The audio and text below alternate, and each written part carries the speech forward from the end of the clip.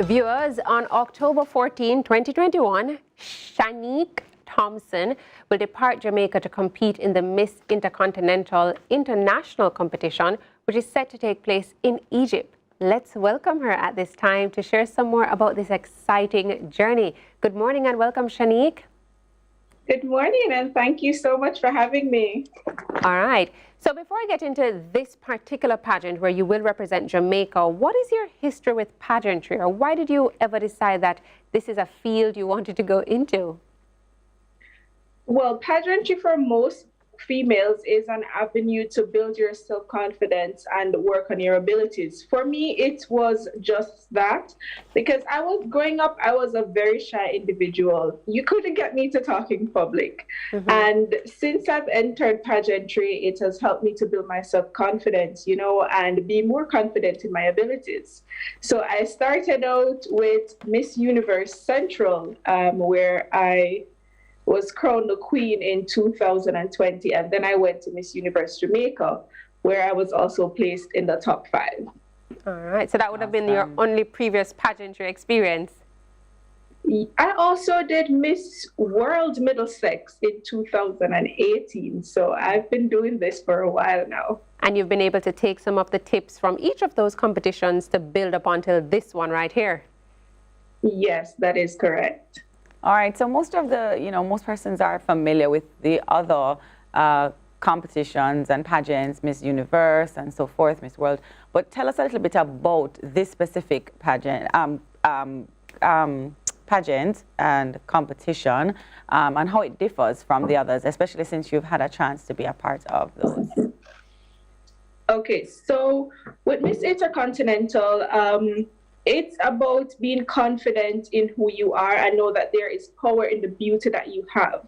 Not necessarily the physical beauty, but who you are as a person and how you treat others around you and how you use the influence you have, to empower the life of others. So that is what Miss Intercontinental is about.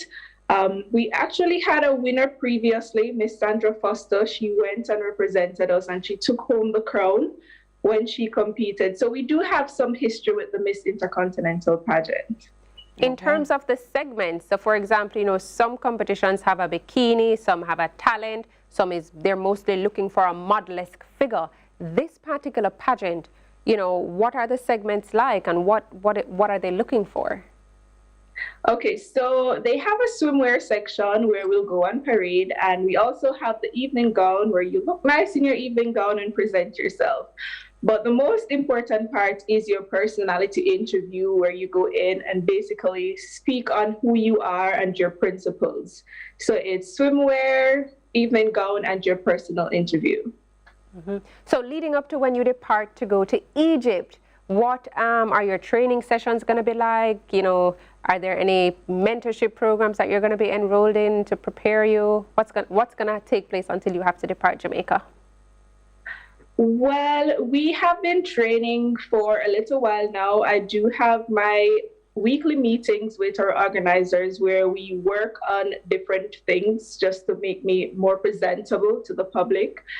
So every Wednesday we have our speech training, we have our walk training, and we also ensure that I'm fit. So I have to work out each day, just to ensure that I'm fit and on par with other competitors. So we do speech, walk, and fitness. COVID has definitely put a dent in a lot of activities. I mean, how does you knew what it was like preparing for the other pageants. How is it any different now with COVID? Well, most things are done virtually. Even our speech sessions, they are done virtually. So everything is done virtually. So that is the main difference. In previous times, we could go out and do events, interact with other persons, but this is not so. That's the only way that it differs, but the experience is just the same, because we do have to train and ensure that we're on par with other competitors. I can just imagine how, apart from all the contestants, the Egyptians may be looking forward to a little Jamaican in the house, but what are you looking forward to when you get to Egypt? I have been saying this. I'm looking forward to trying all the food. It is going to be exciting trying foods from other culture. So it's just the food, and I can't wait to meet the girls also. You know, they have different experiences, seeing that they're from different countries. So I'd love to meet them and hear their stories. You practicing anything to say, like, you know, good morning, hello, nothing? Yes, I have been trying to learn the language, you know, just to say hello, thank you, and all of that. You know, I have like a month left, you know, perfect, get some competency in speaking the language. With some greetings, yes, yes, yes. Okay, great. In terms of, you know, getting national support, because one of the things we notice about pageantry is when you have home support and everybody tweeting, that also, you know, makes the media Indeed. focus on you. Is there going to be a people's choice aspect to this competition at all? Well, yes, there will be a people's choice aspect to it. When we're there, you'll get the opportunity to vote. Most likely they'll have an app where you can vote.